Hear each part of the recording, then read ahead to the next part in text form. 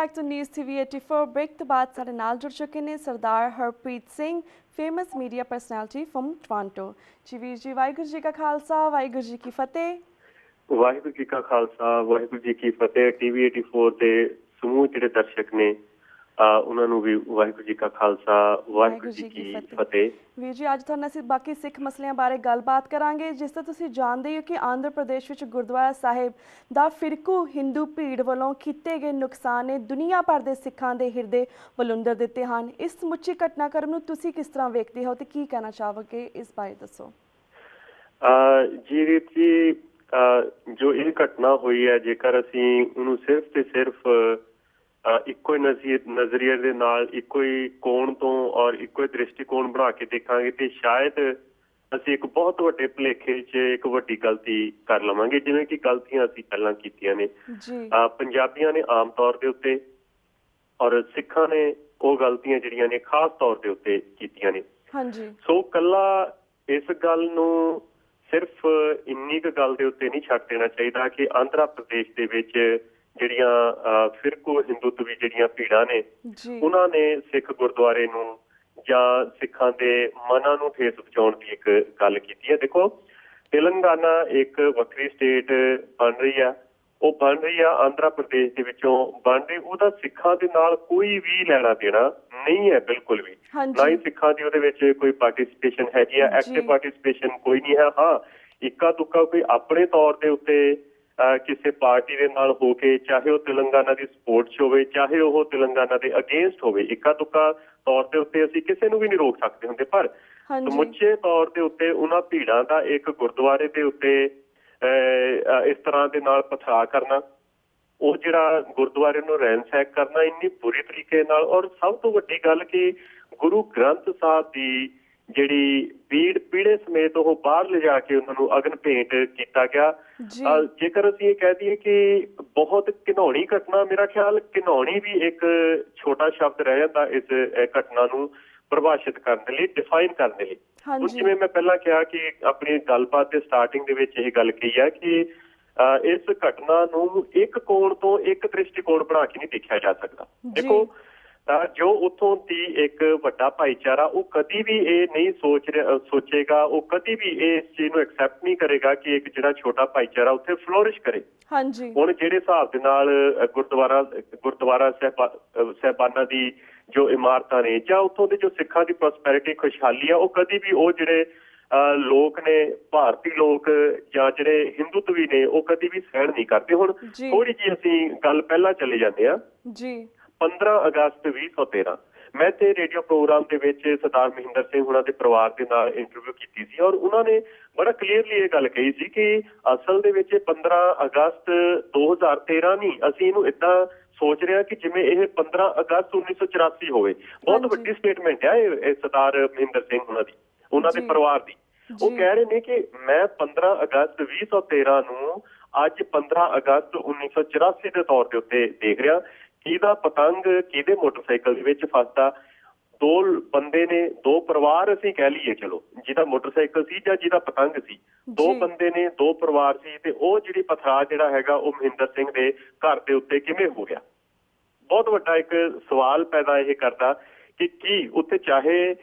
ਜਿਹੜੇ BJP ਦੇ ਸੀਗੇ, ਜਿਹੜੇ ਕਿ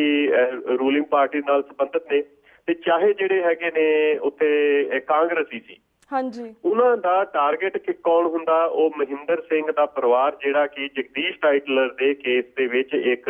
ਆਈ ਵਿਟਨੈਸ ਹੈ, ਇੱਕ ਗਵਾਹ ਦੇ ਰੂਪ ਦੇ ਵਿੱਚ ਉਹ ਵਿਚਰਿਆ। ਹੁਣ ਜਦੋਂ ਵੀ ਇੱਕ ਇਨਸਿਕਿਉਰਿਟੀ ਇਸ ਵੱਡੀ ਕਮਿਊਨਿਟੀ ਨੂੰ ਜਾਂ ਇੱਕ ਵੱਡੇ ਭਾਈਚਾਰੇ ਨੂੰ ਇਹ ਹਮੇਸ਼ਾ ਰਹੇਗੀ, ਔਰ ਸਿੱਖ ਜਿਹੜੇ ਨੇ ਉਹ ਹਮੇਸ਼ਾ ਹੀ ਰਿਸੀਵਿੰਗ ਐਂਡ ਦੇ ਉੱਤੇ ਰਹਿਣਗੇ, ਜੇਕਰ ਅਸੀਂ ਅੱਜ ਵੀ ਇਹੀ ਸੋਚੀਏ ਕਿ ਉਹ ਘਟਨਾ ਇੱਕ ਲੋਕਲ ਲੈਵਲ ਦੀ ਘਟਨਾ ਸੀ ਔਰ out of rage, out of frenzy ਜਿਹੜੀ ਆ ਉਹ ਇੱਕ ਘਟਨਾ ਵਾਪਰ ਗਈ। ਬਿਲਕੁਲ ਵੀ ਇਸ ਤਰ੍ਹਾਂ ਦੇ ਨਾਲ ਨਹੀਂ ਹੈ। ਚਾਹੇ 84 ਨੂੰ ਵਾਪਰਿਆ, ਅੱਜ 30ਵਾਂ ਸਾਲ ਚੱਲ ਰਿਹਾ, ਪਰ ਫਿਰ ਵੀ 84 ਵਾਲੀ ਜੋ ਤਰਬੀਅਤ ਮਾਨਸਿਕ ਕਨਫੀਗਰੇਸ਼ਨ ਹੈਗੀ ਆ ਉਸ ਪੂਰੀ ਦੀ ਪੂਰੀ ਪਾਪੂਲੇਸ਼ਨ ਦੀ ਜਿਹੜੀ ਮੈਂਟਲ ਕਨਫੀਗਰੇਸ਼ਨ ਆ ਉਹ ਅੱਜ ਵੀ ਉਸੇ ਤਰ੍ਹਾਂ ਦੇ ਨਾਲ ਕਾਇਮ ਹੈ, ਜਿਹੜੀ ਕਿ ਅੱਜ ਤੋਂ 30 ਸਾਲ ਪੁਰਾਣੀ ਸੀ। ਚਾਹੇ ਉਹ ਹੁਣ ਦਿੱਲੀ ਦੇ ਵਿੱਚ ਹੋ ਜਾਵੇ, ਚਾਹੇ ਕੱਲ੍ਹ ਨੂੰ ਹੋ ਸਕਦਾ ਕਿ ਕਾਨਪੁਰ ਦੇ ਵਿੱਚ ਸਾਨੂੰ ਫਿਰ ਦੇਖਣਾ ਪਵੇ, ਤੇ ਚਾਹੇ ਅੱਜ ਜਿਹੜੇ ਆਂਧਰਾ ਪ੍ਰਦੇਸ਼ ਦੇ ਵਿੱਚ ਵਿਸ਼ਾਖਾਪਟਨਮ ਦੇ ਵਿੱਚ ਇਹ ਜੋ ਗੁਰਦੁਆਰਾ ਸਾਹਿਬਾਨਾਂ ਦੇ ਨਾਲ ਜੋ ਕੋਈ ਚੀਜ਼ ਹੋਈ। ਹੁਣ ਦੂਸਰਾ ਐਂਗਲ ਇਸ ਚੀਜ਼ ਤੋਂ ਵੀ ਆ ਕਿ ਮੀਡੀਆ ਦੇ ਵਿੱਚ ਇਹਦਾ ਕੀ ਰਿਸਪੌਂਸ ਸੀ। ਮੈਂ ਅੱਜ ਵੈਸੇ ਮੈਂ ਗੂਗਲ ਕਰਕੇ ਦੇਖ ਰਿਹਾ ਸਾਂ ਕਿ ਚਾਹੇ ਮੈਂ YouTube ਦੇ ਉੱਤੇ ਵੀ ਪਾ ਕੇ ਦੇਖਿਆ ਔਰ ਮੈਂ ਵੈਸੇ ਵੀ ਗੂਗਲ ਕਰਕੇ ਦੇਖਿਆ ਤੇ ਸਿਰਫ ਜਿਹੜੀਆਂ ਵੈਬਸਾਈਟਸ ਨੇ ਸਿੱਖਾਂ ਦੇ ਨਾਲ ਸੰਬੰਧਿਤ ਵੈਬਸਾਈਟਸ ਦੇ ਉੱਤੇ ਹੀ ਇਸ ਪੂਰੀ ਦੀ ਪੂਰੀ ਘਟਨਾ ਨੂੰ ਵਿਸਥਾਰ ਦੇ ਨਾਲ ਪੇਸ਼ ਕੀਤਾ ਗਿਆ। ਕੋਈ ਵੀ ਜੋ ਵੱਡੇ ਚੈਨਲ ਨੇ, ਭਾਰਤੀ ਚੈਨਲ ਨੇ, ਮੇਨ ਸਟ੍ਰੀਮ ਚੈਨਲ ਨੇ, ਜੇਕਰ ਅਸੀਂ ਅਖਬਾਰਾਂ ਵੀ ਦੇਖਦੇ ਹਾਂ ਤੇ ਉਹ ਉਸ ਸ਼ਿੱਦਤ ਦੇ ਨਾਲ ਬਿਆਨ ਨਹੀਂ ਕੀਤਾ ਗਿਆ ਜਿਸ ਸ਼ਿੱਦਤ ਦੇ ਨਾਲ ਉਹ ਬਿਆਨ ਹੋਣੇ ਚਾਹੀਦੇ ਸਨ। ਖਾਸ ਤੌਰ ਦੇ ਉੱਤੇ ਜਦੋਂ ਅਸੀਂ ਇਹ ਗੱਲ ਕਰਦੇ ਹਾਂ ਜਿਹੜੀਆਂ ਮੇਨ ਸਟ੍ਰੀਮ ਜਿਹੜੀਆਂ ਲੋਕਲ ਅਖਬਾਰਾਂ ਨੇ, ਠੀਕ ਆ, ਅੰਗਰੇਜ਼ੀ ਅਖਬਾਰਾਂ ਦੇ ਵਿੱਚ ਛਿੱਟ-ਪੁੱਟ ਜਿਹੜੀਆਂ ਇਹੋ ਜਿਹੀਆਂ ਖਬਰਾਂ ਆਈਆਂ ਨੇ, ਪਰ ਜੋ ਇੱਕ ਲੋਕਲ ਲੋਕ ਜਿਹੜੀਆਂ ਖਬਰਾਂ ਪੜ੍ਹਦੇ ਨੇ, ਸੁਣਦੇ ਨੇ, ਉਹਨਾਂ ਦੇ ਵਿੱਚ ਕੋਈ ਬਹੁਤ ਵੱਡੇ ਤਰੀਕੇ ਨਾਲ ਇਹਨੂੰ ਛਾਇਆ ਨਹੀਂ ਕੀਤਾ ਗਿਆ। ਜੇਕਰ ਤੁਸੀਂ ਵੀਡੀਓ ਦੇ ਵਿੱਚ ਦੇਖਦੇ ਹੋ ਤੇ ਪੁਲਿਸ ਦਾ ਉੱਥੇ ਕੀ ਰੋਲ ਆ, ਉਹ ਰੋਲ ਬਿਲਕੁਲ ਉਸੇ ਤਰ੍ਹਾਂ ਦਾ ਜੋ 15 ਅਗਸਤ 2013 ਵਾਲੇ ਦਿਨ ਰਿਹਾ। ਕੋਈ ਬਹੁਤ ਵੱਡੀ ਇੱਕ ਕੋਸ਼ਿਸ਼ ਨਹੀਂ ਕੀਤੀ ਗਈ ਲੋਕਾਂ ਨੂੰ ਰੋਕਣ ਦੀ, ਉਹਨਾਂ ਦੰਗਾਕਾਰੀਆਂ ਨੂੰ ਰੋਕਣ ਦੀ। ਉਹਨਾਂ ਦੇ ਉੱਤੇ ਕੋਈ ਜਿਸ ਤਰੀਕੇ ਨਾਲ ਫਾਇਰਿੰਗ ਗੁਰਦਾਸਪੁਰ ਦੇ ਵਿੱਚ ਕੀਤੀ ਜਾਂਦੀ ਹੈ, ਜਸਪਾਲ ਸਿੰਘ ਨੂੰ ਸ਼ਹੀਦ ਕੀਤਾ ਜਾਂਦਾ, ਕਿਹੋ ਜਿਹੀ ਫਾਇਰਿੰਗ ਉੱਦਾਂ ਹੁੰਦੀ ਆ ਪੁਲਿਸ ਵੱਲੋਂ, ਉੱਦਾਂ ਦੀ ਬਿਲਕੁਲ ਉੱਥੇ ਕੋਈ ਅੱਜ ਵੀਡੀਓਜ਼ ਬਣੀਆਂ ਪਈਆਂ ਨੇ, ਟੀਵੀ ਦੇ ਉੱਤੇ ਆ ਜਾਂਦਾ, YouTube ਦੇ ਉੱਤੇ, ਜਿਵੇਂ ਮੈਂ ਪਹਿਲਾਂ ਕਿਹਾ ਕਿ ਥੋੜੀਆਂ ਮੋਟੀਆਂ ਜਿਹੜੀਆਂ ਖਬਰਾਂ ਜ਼ਰੂਰ ਨੇ ਉਹ ਵੀ ਜੋ ਸਿੱਖ ਚੈਨਲ ਦੇ ਵੱਲੋਂ ਦਿੱਤੀਆਂ ਗਈਆਂ ਨੇ। ਸੋ ਇੱਕ ਵੱਡੇ ਰੂਪ ਦੇ ਵਿੱਚ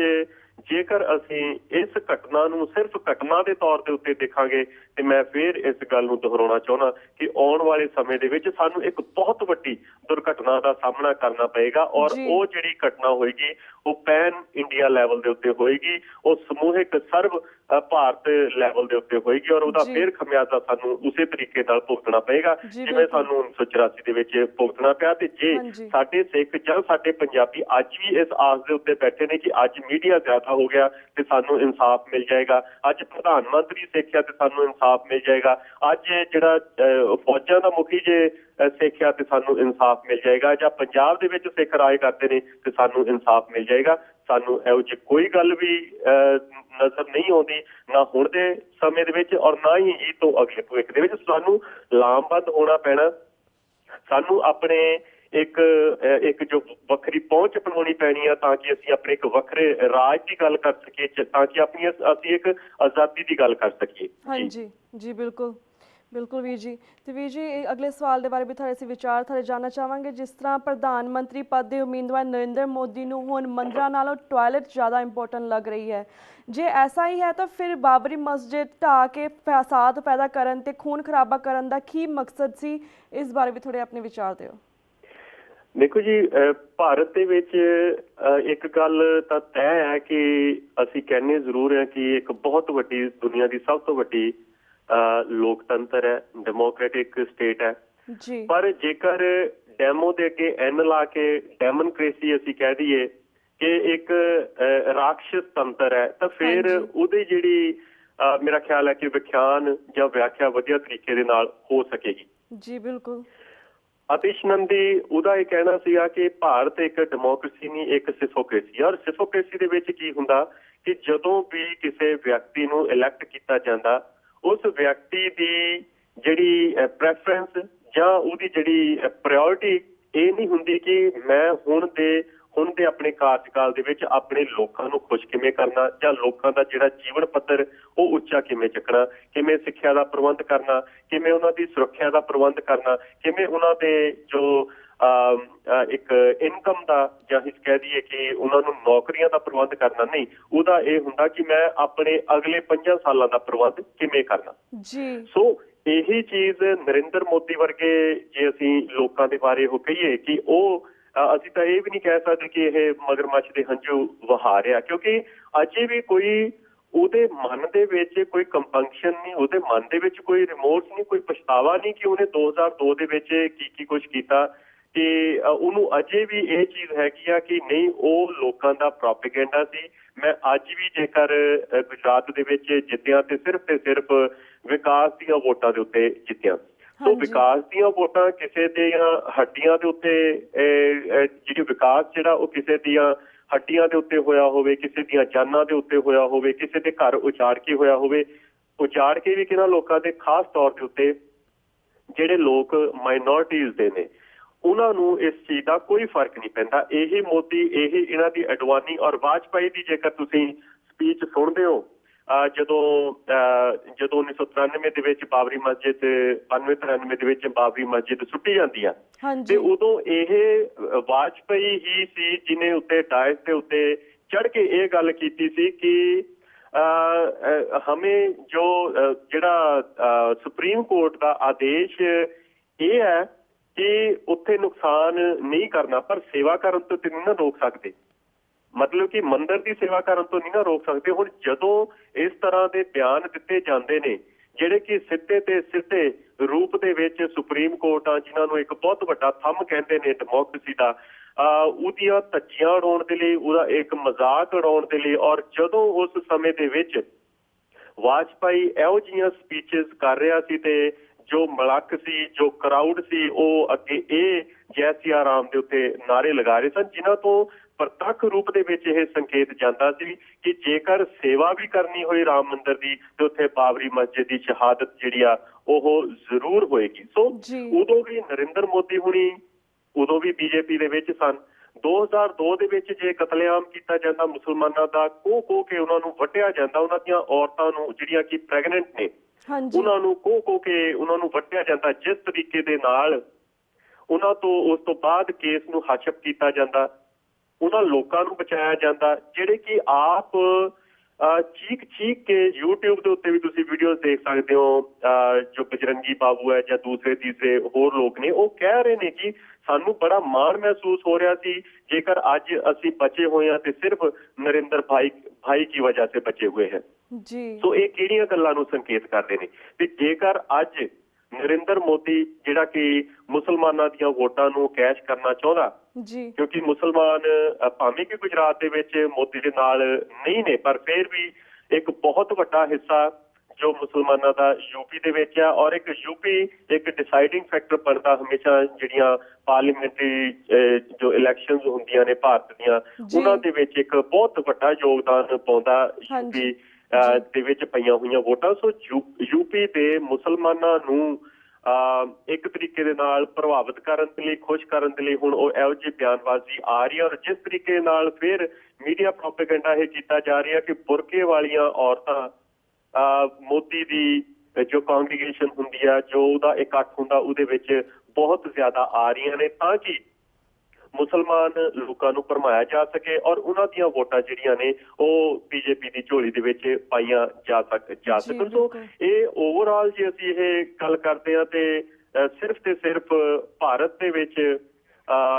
ਜਿਵੇਂ ਮੈਂ ਪਹਿਲਾਂ ਕਿਹਾ ਕਿ ਇਹ ਇੱਕ ਰੁਝਾਨ ਹੀ ਹੈ ਕਿ ਅਸੀਂ ਵੋਟਾਂ ਕਿਵੇਂ ਲੈਣੀਆਂ, 5 ਸਾਲ ਜਿਹੜੇ ਨੇ ਉਹ ਆਪਣੇ ਅਸੀਂ ਕਿਵੇਂ ਖਰੇ ਕਰਨੇ ਨੇ। ਸੋ ਇਸ ਤਰੀਕੇ ਦੇ ਨਾਲ ਮੋਦੀ ਜੇ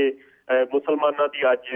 ਮਸਜਿਦ ਦੀ ਗੱਲ ਕਰਦਾ ਜਾਂ ਉਸ ਮੌਸਕ ਦੀ ਗੱਲ ਕਰਦਾ ਤੇ ਮੇਰਾ ਖਿਆਲ ਸਿਰਫ ਤੇ ਸਿਰਫ ਇਹ ਮਗਰਮੱਛ ਦੇ ਹੰਝੂਆਂ ਤੋਂ ਵੱਧ ਹੋਰ ਕੁਝ ਵੀ ਨਹੀਂ ਹੈ। ਜੀ ਬਿਲਕੁਲ ਬਿਲਕੁਲ ਵੀਰ ਜੀ ਸਾਡੇ ਕੋਲ 3 ਮਿੰਟ ਰਹਿ ਗਏ ਨੇ। ਅਸੀਂ ਜਾਣਨਾ ਚਾਹਾਂਗੇ, ਜਿਸ ਤੋਂ ਸਾਰੇ ਅਸੀਂ ਪੰਜਾਬੀ ਜਾਣੇ, ਸਾਰੇ ਸਿੱਖ ਜਾਣੇ ਕਿ ਸਿੱਖਸ ਫॉर ਜਸਟਿਸ ਐਂਡ ਬਾਕੀ ਸਿੱਖ ਜਥੇਬੰਦੀਆਂ ਵੱਲੋਂ 27 ਸਤੰਬਰ 2013 ਨੂੰ ਵਾਈਟ ਹਾਊਸ ਦੇ ਸਾਹਮਣੇ ਇੰਡੀਅਨ PM ਮਨਮੋਹਨ ਸਿੰਘ ਦੇ ਖਿਲਾਫ ਇਨਸਾਫ ਵਾਲੀ ਪ੍ਰੋਟੈਸਟ ਕੱਢਿਆ ਗਿਆ ਸੀ। ਇਸ ਬਾਰੇ ਤੁਸੀਂ ਕੀ ਕਹਿਣਾ ਚਾਹੋਗੇ? ਬਿਲਕੁਲ ਜੀ, ਬਹੁਤ ਵਧੀਆ ਇੱਕ ਗੱਲ ਕੀਤੀ ਗਈ। ਵੈਸੇ ਸਿੱਖਸ ਫॉर ਜਸਟਿਸ ਵੱਲੋਂ ਇਹੋ ਜਿਹੇ ਮਰਹਲੇ ਕੋਈ ਇੱਕ ਵਾਰ ਨਹੀਂ, ਬਹੁਤ ਵਾਰ ਇਹ ਕੀਤੇ ਜਾ ਚੁੱਕੇ ਨੇ ਔਰ ਜਿਨ੍ਹਾਂ ਮਰਹਲਿਆਂ ਦੇ ਨਾਲ ਜੋ ਉੱਧਰੋਂ ਦੇ ਜੋ ਪਰਪੈਟਰੇਟਰਸ ਨੇ ਉਹਨਾਂ ਦੀਆਂ ਨੀਂਦਾਂ ਹਰਾਮ ਹੋਈਆਂ ਪਈਆਂ ਨੇ। ਭਾਵੇਂ ਕਿ ਸਿੱਖਸ ਫॉर ਜਸਟਿਸ ਨੂੰ ਵੀ ਇੱਕ ਨਿਸ਼ਾਨੇ ਦੇ ਉੱਤੇ ਰੱਖਿਆ ਜਾ ਰਿਹਾ ਕਿ ਹਾਂ ਇਹ ਜਿਹੜੀ ਜਥੇਬੰਦੀ ਹੈ ਸਿਰਫ ਤੇ ਸਿਰਫ ਇੱਕ ਐਡਵਰਟਾਈਜ਼ਮੈਂਟ ਸੀਕ ਕਰ ਰਹੀ ਆ, ਸਿਰਫ ਤੇ ਸਿਰਫ ਪਪੂਲੈਰਿਟੀ ਇੱਕ ਸੀਕ ਕਰ ਰਹੀ ਹੈ ਕਿ ਹਾਂ ਉਹਨਾਂ ਨੂੰ ਸਿਰਫ ਤੇ ਸਿਰਫ ਨਾਮ ਬਣਦਾ ਹੋਣਾ ਚਾਹੀਦਾ। ਪਰ ਜਿਸ ਤਰੀਕੇ ਨਾਲ ਜੇਕਰ ਔਰ ਉਹ ਸਾਡੇ ਜਿਹੜੇ ਪੰਜਾਬੀ ਨੇ ਜਾਂ ਸਿੱਖ ਨੇ ਜਿਹੜੇ ਇਹ ਕਹਿੰਦੇ ਨੇ ਕਿ ਇਹਨਾਂ ਮੈਮੋਰੈਂਡਮ ਦਾ ਕੀ ਫਾਇਦਾ, ਇਹਨਾਂ ਕੇਸਾਂ ਦਾ ਕੀ ਫਾਇਦਾ, ਇਹਨਾਂ ਦਾ ਕੋਈ ਫਾਇਦਾ ਨਹੀਂ ਹੋਣਾ, ਤੇ ਇਹ ਫਾਇਦਾ ਜਿਹੜਾ ਪ੍ਰਤੱਖ ਰੂਪ ਦੇ ਵਿੱਚ ਸਾਹਮਣੇ ਆ ਰਿਹਾ ਕਿ ਜਿਸ ਤਰੀਕੇ ਦੇ ਨਾਲ ਹੁਣ ਉੱਧਰਲਾ ਮੀਡੀਆ ਜਿਹੜਾ ਕਿ ਗੁਰਦੁਆਰਿਆਂ ਦੇ ਵਿੱਚ ਜੋ ਭੰਨ ਤੋੜ ਹੁੰਦੀ ਉਹਦੇ ਲਈ ਚੁੱਪ ਬਹਿੰਦਾ, ਜਿਹੜਾ ਕਤਲੇਆਮਾਂ ਦੀ ਕੋਈ ਗੱਲ ਉਹਦੇ ਬਾਰੇ ਚੁੱਪ ਰਹਿੰਦਾ, ਪਰ ਉਹ ਉਸ ਵੇਲੇ ਬਿਲਕੁਲ ਆਪਣੀ ਜੋ ਜਿਵੇਂ ਕਹਿੰਦੇ ਨੇ ਕਿ ਬਿੱਲੀ ਥੈਲੇ ਚੋਂ ਬਾਹਰ ਹੁੰਦੀ ਆ, ਤੇ ਉਦੋਂ ਜਦੋਂ ਸਿੱਖਸ ਫॉर ਜਸਟਿਸ ਦੇ ਵੱਲੋਂ ਜਾਂ ਈਵਨ ਜਿਹੜੇ ਡਾਇਸਪੋਰਾ ਸਿੱਖਾਂ ਦੇ ਵੱਲੋਂ ਜਿੰਨੀਆਂ ਵੀ ਇਹੋ ਜਿਹੀਆਂ ਕਾਰਵਾਈਆਂ ਕੀਤੀਆਂ ਜਾਂਦੀਆਂ ਨੇ ਕਾਨੂੰਨ ਦੇ ਵਿੱਚ ਰਹਿ ਕੇ, ਜਦੋਂ ਉਹ ਕਾਰਵਾਈਆਂ ਕੀਤੀਆਂ ਜਾਂਦੀਆਂ, ਜੇਕਰ ਇਹਨਾਂ ਲੋਕਾਂ ਨੂੰ ਫਰਕ ਨਹੀਂ ਪੈਂਦਾ ਤੇ ਫਿਰ ਇਹ ਮੁਮਕਿਨ ਹੈ ਕਿ ਉੱਥੋਂ ਦੀਆਂ ਜਿਹੜੀਆਂ ਨਿਊਜ਼ ਨੇ ਜਾਂ ਉੱਥੋਂ ਦੇ ਜਿਹੜਾ ਮੀਡੀਆ ਉਹ ਚੁੱਪ ਕਰਕੇ ਬੈਠੇ। ਪਰ ਕਿਉਂਕਿ ਉਹਨਾਂ ਦਾ ਇੱਕ ਬਹੁਤ ਵੱਡਾ ਫਰਕ ਪੈਂਦਾ ਇਹਨਾਂ ਚੀਜ਼ਾਂ ਦੇ ਉੱਤੇ, ਤੇ ਫਿਰ ਉਹ ਉੱਧਰੋਂ ਭਾਰਤ ਦੇ ਵਿੱਚੋਂ ਇੱਕ ਪੂਰੀ ਸ਼ਿੱਦਤ ਦੇ ਨਾਲ ਬੋਲਦੇ ਨੇ। ਹਾਂਜੀ। ਸੋ ਦੂਸਰੀ ਗੱਲ ਇਹ ਵੀ ਹੈ ਕਿ ਜਿਸ ਤਰੀਕੇ ਦੇ ਨਾਲ ਭਾਵੇਂ ਕਿ ਜੋ ਵੱਖਰੇ ਵੱਖਰੇ ਧੜਿਆਂ ਤੋਂ ਵੀ ਸਿੱਖ ਨੇ, ਅੱਜ ਉਹਨਾਂ ਨੂੰ ਵੀ ਇਸ ਗੱਲ ਨੂੰ ਮਹਿਸੂਸ ਕਰਨ ਦੇ ਉੱਤੇ ਮਜਬੂਰ ਹੋਣਾ ਪੈ ਰਿਹਾ ਕਿ ਜਿੰਨੀ ਦੇਰ ਤੱਕ ਅਸੀਂ ਇਕੱਲੇ ਆ ਸ਼ਾਇਦ ਸਾਡੀ ਕੋਈ ਵੀ ਗੱਲ ਜਿਹੜੀ ਆ ਉਹਦੀ ਸੁਣਵਾਈ ਨਹੀਂ ਹੋਏਗੀ, ਨਾ ਹੀ ਸੁਣੀ ਜਾਏਗੀ। ਪਰ ਅੱਜ ਇੱਕ ਮਸਲੇ ਦੇ ਉੱਤੇ ਜਦੋਂ ਅਸੀਂ ਇਹ ਦੇਖਦੇ ਹਾਂ ਕਿ ਸਾਰੇ ਦੇ ਸਾਰੇ ਸਿੱਖ ਇੱਕ ਮਸਲੇ ਦੇ ਉੱਤੇ ਇਕੱਠਾ ਹੁੰਦੇ ਨੇ ਇਹਨਾਂ ਮਸਲਿਆਂ ਦੇ ਉੱਤੇ, ਔਰ ਇਹ ਚੀਜ਼ ਜਿਹੜੀ ਹੈਗੀ ਉਹਨਾਂ ਦਾ ਵੀ ਸਿਰ ਦਰਦ ਦਾ ਕਾਰਨ ਬਣਦੀ ਆ। ਅਸੀਂ ਇਸ ਗੱਲ ਦੀ ਸ਼ਾਬਾਸ਼ੀ ਦਿੰਦੇ ਆ ਸਿੱਖਸ ਫॉर ਜਸਟਿਸ ਨੂੰ ਵੀ, ਔਰ ਇਸ ਗੱਲ ਦੇ ਉੱਤੇ ਅਸੀਂ ਮਾਣ ਵੀ ਕਰਦੇ ਆ ਕਿ ਸਮੂਹ ਸਿੱਖ ਜਥੇਬੰਦੀਆਂ ਜਿਹੜੀਆਂ ਨੇ ਉਹ ਇਕੱਠੀਆਂ ਹੋ ਕੇ ਇਸ ਕਾਰਜ ਦੇ ਵੱਲ ਪ੍ਰੇਰਿਤ ਹੋਈਆਂ ਨੇ, ਅਟਰੈਕਟ ਹੋਈਆਂ ਨੇ, ਔਰ ਆਉਣ ਵਾਲੇ ਸਮੇਂ ਦੇ ਵਿੱਚ ਜੋ ਕਾਨੂੰਨ ਦੇ ਵਿੱਚ ਰਹਿ ਕੇ, ਕਾਨੂੰਨ ਦੇ ਦਾਇਰੇ ਦੇ ਵਿੱਚ ਰਹਿ ਕੇ ਜੋ ਸਾਡੇ ਸਿੱਖ ਨੇ, ਡਾਇਸਪੋਰਾ ਸਿੱਖ, ਹੋਰ ਵੀ ਬਹੁਤ ਵੱਡੇ ਕਦਮ ਚੁੱਕਣਗੇ। ਹਾਂਜੀ। ਔਰ ਮੈਂ ਕੱਲ ਪਰਸੋਂ ਹੀ ਰੀਜੀ ਕਿੰਨਾ ਟਾਈਮ ਹੈਗਾ, ਮੈਂ ਸਿਰਫ 1 ਮਿੰਟ ਲਵਾਂਗਾ। ਜੀ ਬਿਲਕੁਲ ਵੀਰ ਜੀ। ਔਰ ਮੈਂ ਵੀ ਇੱਕ ਯੂਥ ਨੂੰ ਪਿਛਲੇ ਹਫ਼ਤੇ ਇੰਟਰਵਿਊ ਕੀਤਾ ਸੀ, ਉਹਨੇ ਇੱਕ ਗੱਲ ਬਹੁਤ ਸੋਹਣੀ ਕਹੀ ਹਰਜੀਤ ਸਿੰਘ ਨੇ ਕਿ ਦੇਖੋ ਰੈਡੀਕਲ ਅਸੀਂ ਕਿਵੇਂ ਹੋਏ, ਫੰਡਾਮੈਂਟਲਿਸਟ ਅਸੀਂ ਕਿਵੇਂ ਹੋਏ। ਅਸੀਂ ਤਾਂ ਹਰੇਕ ਗੱਲ ਜਿਹੜੀ ਹੈਗੀ ਆ ਕਾਨੂੰਨ ਦੇ ਵਿੱਚ ਰਹਿ ਕੇ ਅਸੀਂ ਕਰਦੇ ਪਏ ਆ। ਜੇਕਰ ਅਸੀਂ ਅਦਾਲਤਾਂ ਦੇ ਵਿੱਚ ਕੋਈ ਵੀ ਇਹੋ ਜਿਹਾ ਕੇਸ ਲਾ ਰਹੇ ਆ ਤੇ ਉਹ ਵੀ ਕਾਨੂੰਨ ਦੇ ਦਾਇਰੇ ਦੇ ਵਿੱਚ ਆ ਕੇ ਲਾ ਰਹੇ ਆ। ਜੇਕਰ ਅਸੀਂ UN ਤੱਕ ਪਹੁੰਚ ਕਰ ਰਹੇ ਆ ਤੇ ਉਹ ਵੀ ਕਾਨੂੰਨ ਦੇ ਦਾਇਰੇ ਦੇ ਵਿੱਚ ਰਹਿ ਕੇ ਪਹੁੰਚ ਕਰ ਰਹੇ ਆ, ਤੇ ਸਾਨੂੰ ਕੁਝ ਦੱਸਿਆ ਤੇ ਜਾਵੇ ਅਸੀਂ ਰੈਡੀਕਲ ਕਿੱਥੋਂ ਆ, ਅਸੀਂ ਫੰਡਾਮੈਂਟਲਿਸਟ ਕਿੱਥੋਂ ਆ। ਸੋ ਕਾਨੂੰਨ ਦੇ ਦਾਇਰੇ ਤੋਂ ਬਾਹਰ ਤਾਂ ਤੁਸੀਂ ਜਾ ਰਹੇ ਹੋ ਜਿਹੜਾ ਇਨਸਾਫ ਨਹੀਂ ਦੇ ਰਹੇ, ਕਾਨੂੰਨ ਦੇ ਦਾਇਰੇ ਤੋਂ ਬਾਹਰ ਤੁਸੀਂ ਜਾ ਰਹੇ ਹੋ ਜਿਹੜਾ ਕਿ ਲੋਕਾਂ ਨੂੰ, ਜਿਹੜੇ ਕਿ ਇੰਨੇ ਲੋਕੀ ਮਾਰੇ ਗਏ, ਉਹਨਾਂ ਦੀ ਅੱਜ ਤੱਕ ਕੋਈ ਸੁਣਵਾਈ ਨਹੀਂ ਕੀਤੀ ਗਈ। ਸੋ ਸਿੱਖਾਂ ਨੂੰ ਖਾਸ ਤੌਰ ਦੇ ਉੱਤੇ ਇਹ ਗੱਲ ਅੱਜ ਸਮਝ ਲੈਣੀ ਚਾਹੀਦੀ ਹੈ ਕਿ ਸਾਨੂੰ ਜਿੱਥੇ ਕਿਤੇ ਵੀ ਅਸੀਂ ਗੱਲ ਕਰਦੇ ਹਾਂ ਤੇ ਸਾਨੂੰ ਸੈਲਫ ਇਨਕ੍ਰਿਮੀਨੇਟ ਨਹੀਂ ਕਰਨਾ ਚਾਹੀਦਾ, ਆਪਣੇ ਆਪ ਨੂੰ ਸਵੈ ਦੋਸ਼ੀ ਮੰਨ ਕੇ ਗੱਲਬਾਤ ਨਹੀਂ ਕਰਨੀ ਚਾਹੀਦੀ। ਅੱਜ ਸਾਡਾ ਸਮਾਂ ਹੈ ਕਿ ਅਸੀਂ ਉਹਨਾਂ ਲੋਕਾਂ ਨੂੰ ਸਵਾਲ ਕਰੀਏ ਜਿਹੜੇ ਲੋਕ ਸਾਨੂੰ ਇਹ ਕਹਿੰਦੇ ਨੇ ਕਿ ਤੁਸੀਂ ਇਹ ਗੱਲਾਂ ਸਾਰੀਆਂ ਜਿਹੜੀਆਂ ਉਹ ਭੁੱਲ ਜਾਓ। ਅਸੀਂ ਉਹਨਾਂ ਲੋਕਾਂ ਨੂੰ ਸਵਾਲ ਕਰੀਏ ਕਿ ਅੱਜ ਤੱਕ ਜੇ ਤੁਸੀਂ ਇਹ ਕਹਿੰਦੇ ਹੋ ਕਿ ਸਿੱਖਾਂ ਦਾ ਪ੍ਰਧਾਨ ਮੰਤਰੀ ਸਿੱਖ ਆ, ਫੌਜ ਦਾ ਮੁਖੀ ਸਿੱਖ ਆ, ਤੇ ਉਹਨਾਂ ਤੋਂ ਇਹ ਗੱਲ ਕਹੋ ਕਿ ਕਿੰਨੇ ਕੁ ਸਿੱਖਾਂ ਦੇ ਮਸਲੇ ਅੱਜ ਤੱਕ ਚਾਹੇ ਫੌਜ ਦੇ ਮੁਖੀ ਨੇ ਸੋਲਵ ਕੀਤੇ ਨੇ ਜਾਂ ਰਾਸ਼ਟਰਪਤੀ ਨੇ ਸੋਲਵ ਕੀਤੇ ਨੇ ਜਾਂ ਸਿੱਖ ਪ੍ਰਧਾਨ ਮੰਤਰੀ ਹੋਣ ਦੇ ਨਾਤੇ ਸਾਡੇ ਸਿੱਖਾਂ ਦੇ ਮਸਲੇ ਸੋਲਵ ਹੋਏ ਨੇ। ਸਾਨੂੰ ਨਹੀਂ ਚਾਹੀਦਾ ਕਿ ਕੋਈ ਸਰਕਾਰ ਸਾਡੇ ਸਿੱਖਾਂ ਨੂੰ ਪ੍ਰਧਾਨ ਮੰਤਰੀ ਲਾਵੇ, ਸਾਨੂੰ ਨਹੀਂ ਚਾਹੀਦਾ ਕਿ ਕੋਈ ਸਰਕਾਰ ਸਾਡੇ ਸਿੱਖਾਂ ਨੂੰ ਫੌਜ ਦਾ ਜਾਂ ਨੇਵੀ ਦਾ ਮੁਖੀ ਲਾਵੇ। ਸਾਨੂੰ ਇਸ ਵੇਲੇ ਇਨਸਾਫ ਚਾਹੀਦਾ, ਚਾਹੇ ਉਹ ਸਮਾਜਿਕ ਇਨਸਾਫ ਹੋਵੇ, ਚਾਹੇ ਉਹ ਸੱਭਿਆਚਾਰਕ ਇਨਸਾਫ ਹੋਵੇ ਤੇ ਚਾਹੇ ਉਹ ਆਰਥਿਕ ਇਨਸਾਫ ਹੋਵੇ। ਅੱਜ ਜੋ ਸਿੱਖ ਮੰਗ ਕਰ ਰਹੇ ਨੇ ਆਪਣੇ ਹੱਕਾਂ ਦੀ ਕਰ ਰਹੇ ਨੇ, ਆਪਣੇ ਇਨਸਾਫ ਦੀ ਕਰ ਰਹੇ ਨੇ। ਜੀ ਬਿਲਕੁਲ ਬਿਲਕੁਲ ਵੀਰ ਜੀ, ਤੁਹਾਡਾ ਬਹੁਤ ਬਹੁਤ ਸ਼ੁਕਰੀਆ, ਤੁਸੀਂ ਆਪਣੇ ਵਿਚਾਰ ਸਾਡੇ ਸਿੱਖ ਸੰਗਤਾਂ ਦੇ ਨਾਲ ਸਾਂਝੇ ਕੀਤੇ। ਤੇ ਸਾਡੇ ਕੋਲ ਸਵਾਲ ਵੀ ਤੁਹਾਡੇ ਹੋਰ ਬਹੁਤ ਸਾਰੇ ਨੇ, ਪਰ ਸਾਡਾ ਵਕਤ ਹੁਣ ਸਮਾਪਤੀ ਵੱਲ ਜਾ ਰਿਹਾ ਤੇ ਅੱਜ ਮੈਂ ਤੁਹਾਡੇ ਕੋਲ ਇੱਥੇ ਹੀ ਇਜਾਜ਼ਤ ਲੈਂਦੀ ਹਾਂ। ਵਕਤ ਨਾਲ ਤੁਹਾਨੂੰ ਸਿਰਫ ਸਿੱਖ ਸੰਗਤਾਂ ਨਾਲ ਫਿਰ ਤੋਂ ਰੂਬਰੂ ਕਰਵਾਉਂਦੇ ਰਵਾਂਗੇ, ਪਰ ਤਦ ਤੱਕ ਲਈ ਵਾਹਿਗੁਰੂ ਜੀ ਕਾ ਖਾਲਸਾ, ਵਾਹਿਗੁਰੂ ਜੀ ਕੀ ਫਤਿਹ। ਵੀਅਰਸ ਅਤੇ ਮੈਂ ਤੁਹਾਡੇ ਕੋਲ ਇਜਾਜ਼ਤ ਲੈਂਦੀ ਹਾਂ। ਕੱਲ੍ਹ ਮਿਲਾਂਗੇ ਸੇਮ ਟਾਈਮ ਸੇਮ ਸ਼ੋ ਤੇ, ਤਦ ਤੱਕ ਲਈ ਵਾਹਿਗੁਰੂ ਜੀ ਕਾ ਖਾਲਸਾ, ਵਾਹਿਗੁਰੂ ਜੀ ਕੀ ਫਤਿਹ।